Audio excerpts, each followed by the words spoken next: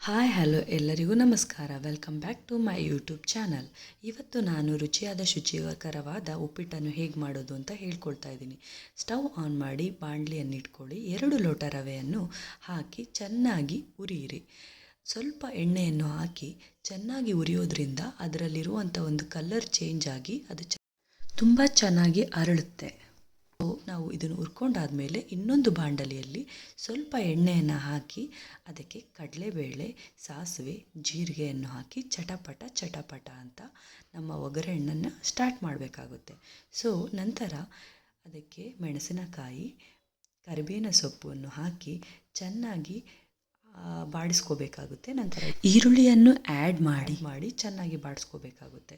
ಈ ಬಾಡಿಸ್ಕೊಂಡು colour change ಆಗ್ತಿರಬೇಕಾದ್ರೆ ನಾವು ಇನ್ನೊಂದು ಪಾತ್ರೆಗೆ ನೀರು, ಬಟಾಣಿ, ಉಪ್ಪನ್ನು ಸೇರಿಸಿ ಚೆನ್ನಾಗಿ ಕುದಿಸ್ಕೋಬೇಕಾಗುತ್ತೆ. ಕುದೀತಾ ಇದ್ದ ನಂತರ ಆ ನೀರನ್ನು ತೆಗೆದು ಒಗ್ಗರಣೆಯ ಪಾತ್ರೆಗೆ ಅದನ್ನು ಹಾಕಬೇಕಾಗುತ್ತೆ.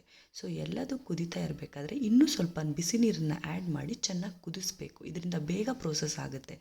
ಸಬ್ಬಸಿಗೆ ಸೊಪ್ಪನ್ನು ಆ್ಯಡ್ ಮಾಡಬೇಕು. ಕೊಬ್ಬರಿ ತುರಿಯನ್ನು ಹಾಕಬೇಕಾಗುತ್ತೆ. ಕೊಬ್ಬರಿ ತುರಿಯನ್ನು ಹಾಕೋದ್ರಿಂದ ಇದು ಇನ್ನೂ ತುಂಬ ರುಚಿಕರವಾಗಿರುತ್ತೆ. ಇದಕ್ಕೆ ಇನ್ನೊಂದು ಸ್ವಲ್ಪ ಉಪ್ಪು ಹಾಕಿ ಚೆನ್ನಾಗಿ ಕುದಿಸ್ಕೋಬೇಕು. ಕುದಿಸ್ಕೊಳ್ತಾ ಇರಬೇಕಾದ್ರೆ ನಾವು ಹುರಿದಿಟ್ಟುಕೊಳ್ತಿರುವ ರವೆನೂ ಕೂಡ ಆ್ಯಡ್ ಮಾಡಬೇಕಾಗುತ್ತೆ. ಈ ರವೆನ ಚೆನ್ನಾಗಿ ಕುದಿಸ್ಕೊಳ್ಳೋಷ್ಟು ಅರಳುತ್ತೆ. ರವೆ ತುಂಬ ಚೆನ್ನಾಗಿ ಅರಳುತ್ತೆ. ಉಪ್ಪಿಟ್ಟು ತುಂಬ ಚೆನ್ನಾಗಿ ಟೇಸ್ಟ್ ಆಗಿರುತ್ತೆ. ಹಾಗೆ ನಾವು ಅದಕ್ಕೆ ನಿಂಬೆಹಣ್ಣಿನ ರಸವನ್ನು ಹಿಂಡ್ಕೋಬೇಕಾಗುತ್ತೆ. ನಾನಿಲ್ಲಿ 1 ಲಿಂಬೆಹಣ್ಣನ್ನ ತೊಗೊಂಡಿದ್ದೀನಿ. ಅದನ್ನು ಚೆನ್ನಾಗಿ ಗೂರಾಡ್ಕೊಳ್ಬೇಕಾಗುತ್ತೆ. ಇಲ್ಲಿ 10 ಮಿನಿಟ್ಸ್ ಆದಮೇಲೆ ಇಷ್ಟು ಚೆನ್ನಾಗಿ ಘಮ ಘಮ ಅಂತ ಸ್ಮೆಲ್ ಬರ್ತಾ ಇದೆ. ಈಗ ನಮ್ಮ ಉಪ್ಪಿಟ್ಟು ರೆಡಿ ಆಗಿದೆ. ಈಗ ಸರ್ವ್ ಮಾಡಿ ಕೊಡಿ, ಸೂಪರಾಗಿರುತ್ತೆ.